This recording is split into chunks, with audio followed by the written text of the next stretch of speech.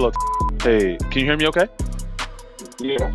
Okay, this is Louis following up with you regarding fire damage property submitted on our site over on, looks like, Hold on, you kind of sound a little choppy. Can you repeat that? it's a little choppy on your end. I can hear you. You can hear me? Yeah. Okay. It's a little choppy on your end. Just let me know if it... Yes, it is. Who are you calling with again? Yep, you submitted this property over on our Georgia site just a few minutes ago here. Yeah. Yep. Okay. Awesome. So just want to follow up with you. Looks like you're trying to sell the property as is. So I wanted to get some more detail here from you. Looks like you said you're a wholesaler? Yes, sir. Okay, awesome. Do you only do, what type of properties do you do? Do you only do fire damage, or do you do multiple types of properties? Hold on. Your background is cutting out. You said what type of properties do I normally wholesale? Yes. It all depends. Like right now, I got some land under contract, but that's moving kind of slow. It's really whatever I can get my hands on. This fire damage, I got a couple fire damage properties that I've been looking at and locking up. But this one, I was actually going to take down myself for my first flip.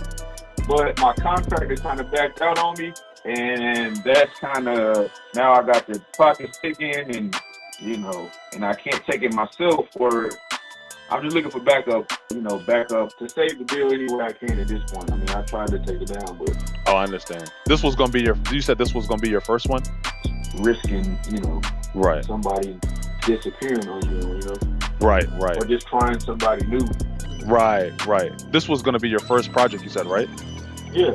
I Okay. said this was gonna be my first project, but my contractor he was gonna go on the loan with me to help me qualify with the hard, Yes. but he backed out on me, and so it just kind of, now I just to try to keep the deal alive, or now I kind of have to wholesale it because I don't, contract time ticking, blah blah blah.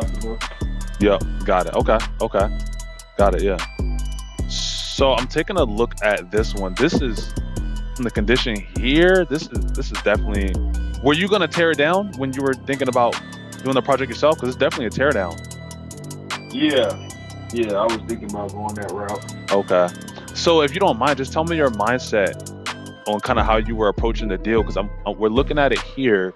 It looks like you're at 50 to 60, which is the land is about 58, and you got to demo it, you got to take it down. It's a lot of cleanup, a lot of hazardous material, just with it being fire damage. So I just wanted to kind of walk through your mindset and kind of see where the numbers were coming from.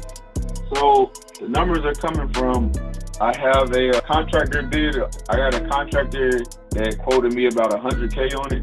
With the $100K, I think I was seeing some comps in like the low 200s to mid 200s, and I have some that are actively selling right now in the high 200s because East Point is a popular area that they've been renovating pretty heavily over the past couple years.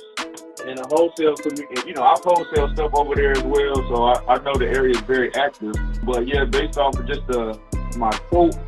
Yep. And then to get the hard money, all I really was missing was just the person to go on the loan with me, since I don't have the experience. If I could have had that going, that's kind of where I was thinking. It wasn't going to be like the most lucrative deal ever, but it was going to be something. They was going to be able to something to get the ball rolling pretty much. And that's kind of, like I said, I had the contractor that was going to go on there with me, which was a big advantage to the deal, because I have people I know that got deals on materials and stuff like that. So got it. Okay, understood. So for us, like I said, this is a tear down, and looking at where the land is. So the land's at like 58. We'd be at half that land price, which would be 29 as an offer to you, based on the condition of the property too. I will say this: I know you said you were seeing comps. I think you said mid to high 2s, correct? Yeah. Even, I will say this too, even at when you're kind of looking at the numbers like that, based on the condition now, with it having to come down, another safe way that typically works out is like 10% of the zest. So like, even like best case, if you saw something closer to like 300, that would even calculate you needing to have this closer to like 30K. But I know I just said we were at 29. So it basically 29 to 30K is like really the max you want to be with a property like this. So that's typically like a good rule of thumb, just for, you know, for future types of properties, because we only work on fire damage properties.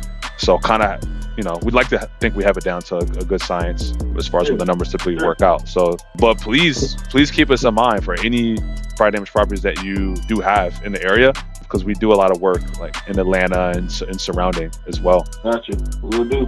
Awesome. All right. Does that make sense, by the way, too? Sure. I mean, you know, like I said, I come from wholesaling, so I get it. Y'all gotta get it low enough to be able to probably have your options or take it down if you even do that. You know? Correct. So I get it. Okay. Awesome. Okay. Awesome. Well, yeah. Please keep us in mind. Let's see if we can work together in the near future. Sure. All right. Take care.